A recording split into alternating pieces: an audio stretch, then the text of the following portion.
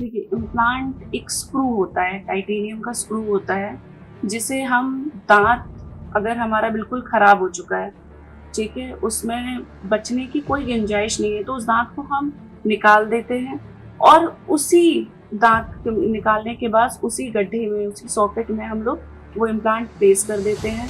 ये गर्म पानी नमक के कुल्ले करने से, ये आपका रामबाण है, ठीक है, गर्म पानी नमक से कुल्ला, इसके जैसा दवाई कोई भी नहीं है।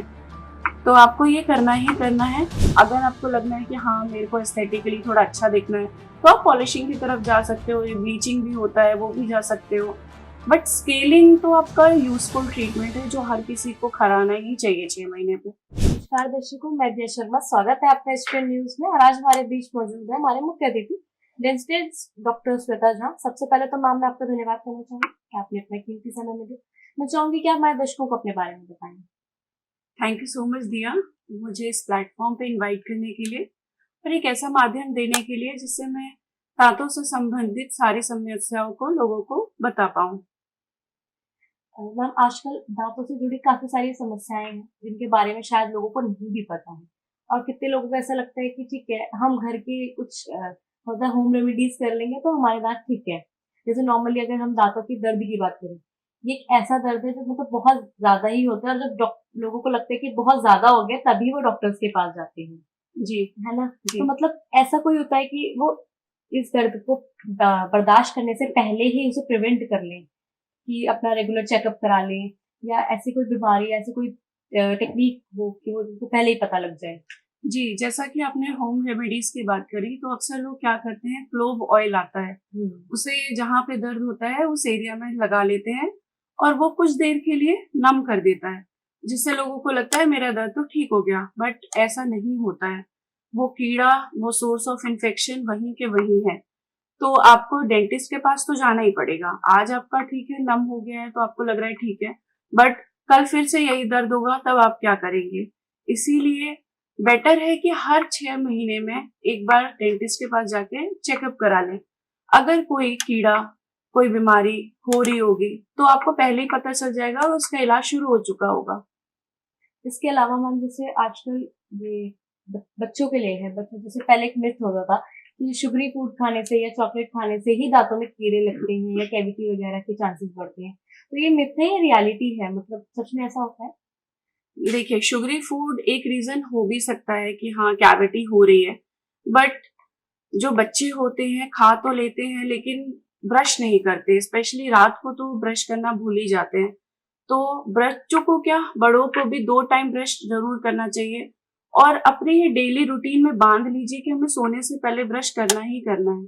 नहीं तो आपने तो खा लिया, लेकिन जो मीठा खाने से जो हमारे पीएच होता है मुंह का, वो डाउन हो जाएगा, ठीक है, वो एसिडिक फॉर्म में चला जाएगा, जिसकी वजह से कीड़े जो हैं जल्दी जल्दी मल्टीप्लाई करेंगे। उनके तेजी से बढ़ने की वजह से दांत जल्दी सड़ेंगे आपके। मैम, इसके अलावा क्या होता है कि जैसे जो छोटे बच्चे होते हैं तो उनके दांतों में भी 2 साल में या 2.5 साल में कीड़े लगना स्टार्ट हो जाते हैं। बट वो तो इतने छोटे होते हैं कि मतलब वैसे कुछ खा भी नहीं पा रहे, मतलब खाते भी नहीं है ज्यादा बाहर का भी, क्योंकि ज्यादा पेरेंट्स घर का ही खिलाते हैं। तो उनके दांतों में कीड़ा लगना या कैविटी होने के क्या चांसेस है? देखिए, हमारे इंडिया में बॉटल फीडिंग बहुत ही कॉमन है और बहुत ज्यादा यूज होता है, ठीक है। तो अगर आप बॉटल फीड कर भी रहे हो, बच्चा सो गया है, तो जस्ट आप एक कॉटन के क्लोथ से वाइप कर दो बच्चे के दांतों पे, ठीक है, क्योंकि वो जो दूध है वो वहीं लगा रह गया, ठीक है। दूध भी मीठा होता है, जिसकी वजह से कीड़े जल्दी लगते हैं और सबसे ज्यादा आगे के दांतों पे जल्दी दिखाई देंगे आपको। इसके अलावा जैसे आजकल एक हम जो हमारी इंडियन फैमिली सेक्शन उनमें ये होता है कि हम कितनी बार ऐसा करते हैं कि बच्चे को ब्रश दे दिया, बच्चा मिरर में देख के ब्रश करे जा रहा है, करे जा रहा है, करे जा रहा है। पेरेंट्स भी इतना ध्यान नहीं देते हैं, बट उसका भी आगे चल के कोई ना कोई साइड इफेक्ट रहता है दांत पर। तो क्या रीजन है, मतलब ये करना ठीक है या नहीं?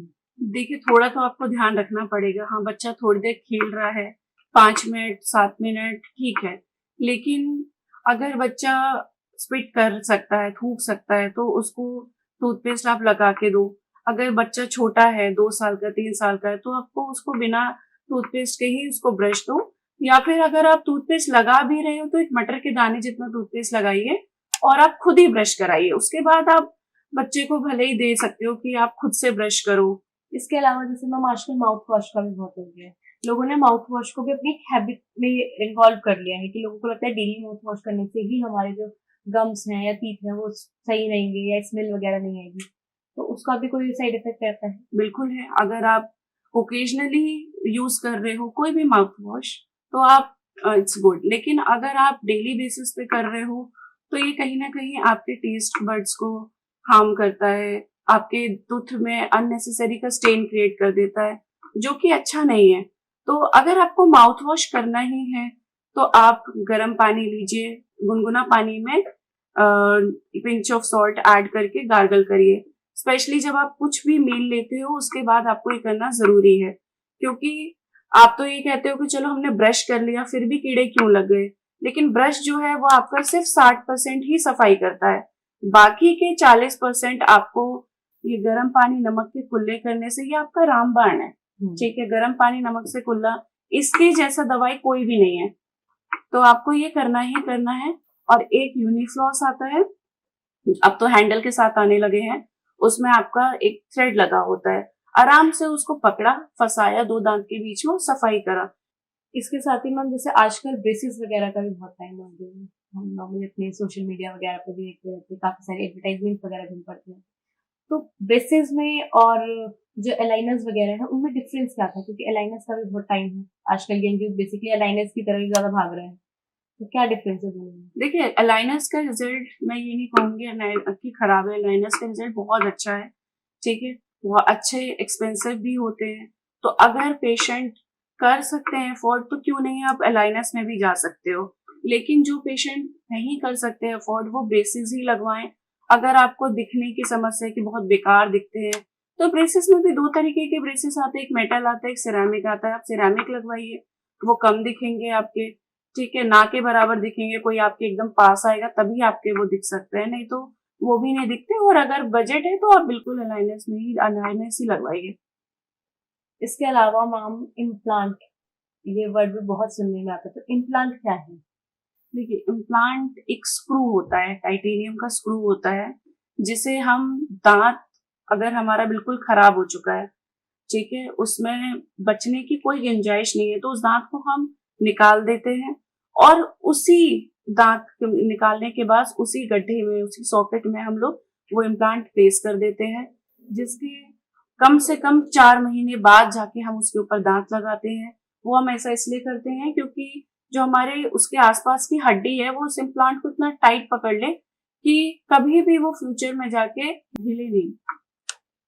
इसके अलावा मैम जैसे कि आजकल नॉर्मली ऐसा होता है कि लोगों को लगता है कि ठीक है हमने एक दांत निकाल लिया तो कोई दिक्कत नहीं है, बाकी सारे दांत तो हैं, मतलब अगर 32 दांत में से एक दांत निकल गया तो 31 तो है, वो वर्क तो कर ही रहे हैं। तो मतलब ऐसा भी होता है कि मतलब ठीक है अगर एक दांत निकल गया तो बाकी के सारे दांत हैं, हम कुछ भी खा पी सकते हैं, मतलब उस दांत की तो कोई तो वैल्यू होगी। बिल्कुल वैल्यू है। देखिए, 32 दांत में से सिर्फ 28 हैं जो काम के हैं, 4 काम के बिल्कुल भी नहीं है, तो वो 28 को आपको मेंटेन रखना बहुत जरूरी है। सपोज एक दांत खराब हो गया, आपने कहा चल कोई नहीं निकलवा लेता हूँ, क्या बाकी तो है मेरे पास, क्या होगा कि आपके उसी के अपोजिट दांत जो होगा वो नीचे आ जाएगा, या ऊपर का निकलवाएंगे तो नीचे का ऊपर चला जाएगा, आसपास के दांत टेढ़े हो जाते हैं, बेसिकली उस स्पेस को कवर करने की कोशिश करते हैं वो सारे दांत। तो हर दांत जरूरी है, ठीक है, सारे 28 के 28 दांत जरूरी है। मैं अक्कल झाड़ की बात नहीं करूंगी, उसमें दर्द है तो आप निकलवा भी सकते हैं, लेकिन बाकी सारे 28 दांतों को आपको मेंटेन करके रखना ही पड़ेगा। मैम इसमें रूटीन चेकअप कितना इम्पोर्टेंट है? डेंटल में रूटीन चेकअप बहुत जरूरी है।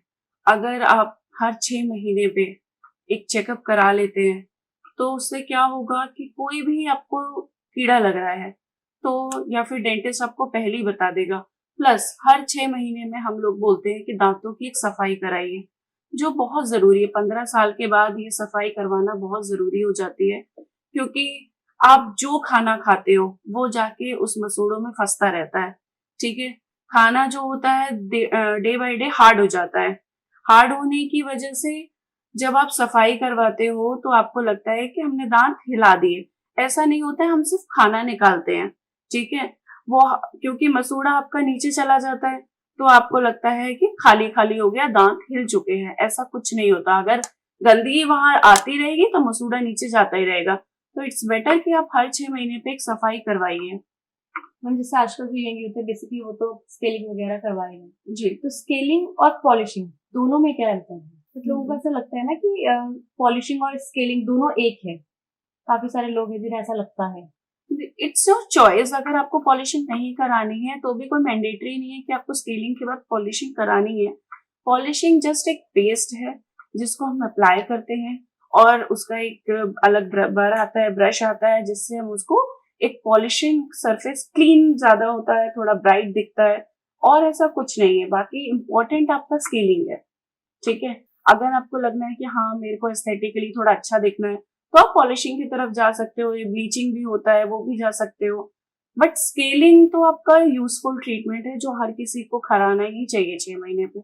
इसके अलावा मैम जैसे स्टेन्स वगैरह का भी बहुत होता है, लोग जो मतलब यंग यूथ है इन्हीं के लिए ये सारी चीजें हैं कि उन्हें स्टेन से भी बहुत ज्यादा फर्क पड़ता है कि हमारे साथ जरा सा ये लोग भी दिख जाए तो बहुत ज्यादा कि नहीं हमें लोगों के साथ बैठना होता है, मीटिंग्स होती है। तो मतलब स्टेन का पर्टिकुलर क्या है, किस चीज से लगते हैं? किसी भी खाने से लग जाते हैं? देखिए हमारे इंडियन फूड्स में ज्यादातर में स्टेन्स होता ही है। कॉफी ले लो, टी ले लो, ठीक है। हर वेजिटेबल में टर्मरिक आपका यूज होता है, उन सब से भी स्टेन्स लगते हैं। तो वो उसका तो आप कुछ नहीं कर सकते। लेकिन अगर आप सफाई करा रहे हो रेगुलर तो वो स्टेन्स चले ही जाते हैं। देखिए स्टेन्स दो तरीके के होते हैं। एक इंट्रिंसिक होता है, एक एक्सट्रिंसिक होता है। अंदरूनी होता है, बाहरूनी होता है। अगर कोई इंट्रिंसिक स्टेन है, आपके बॉडी के अंदर से ही है वो स्टेन्स, कभी कभी दांतों में फ्लोरोसिस हो जाता है, व्हाइट व्हाइट स्पॉट दिखते हैं, तो वो अलग चीज है। लेकिन अगर आपके एक्सटेंसिव स्टेन्स है, आपके टी कॉफी इन सबसे हो रहे हैं, तो ये तो आपके चले जाएंगे, आपको टेंशन लेने की कोई बात नहीं है। बट हाँ, इसके लिए आपको क्लिनिक जरूर विजिट करना पड़ेगा, घर बैठे तो नहीं होगा। और इसके लिए जो होम रेमेडीज है वो भी नहीं अपनानी बिल्कुल नहीं हो सकती। इसी के साथ एक लास्ट मैसेज जो आप हमारी ऑडियंस को देना चाहें? मैं बस इतना कहना चाहूंगी कि जितना आप अपनी बॉडी का ध्यान रखते हैं उतना ही दांत भी जरूरी है। देखिए अगर आप दांतों का ध्यान नहीं रखेंगे, आप सोचेंगे दांत ही तो है, कोई बात नहीं। दांतों से बहुत सारी बड़ी बीमारी भी पैदा होती है। अल्जाइमर ले लीजिए, शुगर ले लीजिए, ठीक है। ऐसी काफी सारी दिक्कतें हैं जो आपके दांतों से, अगर आप ठीक से खाना चबा ही नहीं पाएंगे तो आपकी बॉडी वैसे भी खराब हो रही है। तो अपने हर एक दांतों का ध्यान रखिए। हर दांत इम्पोर्टेंट है। चार अक्कल जाड़ होते हैं, उनको छोड़ के सारे ही दांत इम्पोर्टेंट है। ध्यान रखेंगे, मस्त रहेंगे, आपके दांत कभी बूढ़े नहीं होते। आप बूढ़े हो जाएंगे, दांत ऐसे के ऐसे ही रहेंगे अगर आप उनका ध्यान रखोगे। लेकिन अगर आप ध्यान नहीं रखोगे तो आप जवान रहेंगे, दांत बूढ़े हो जाएंगे। तो ये आपके ऊपर है कि आपको क्या चुनना है। Thank you. इसी के साथ मैम मैं आपका धन्यवाद करना चाहूंगी कि आपने अपना कीमती समय में दिया हमारे दर्शकों को इतना। थैंक यू दिया। वीडियोस देखने के लिए सब्सक्राइब करें HBN न्यूज़, बेल आइकन दबाकर लेटेस्ट नोटिफिकेशन पाएं।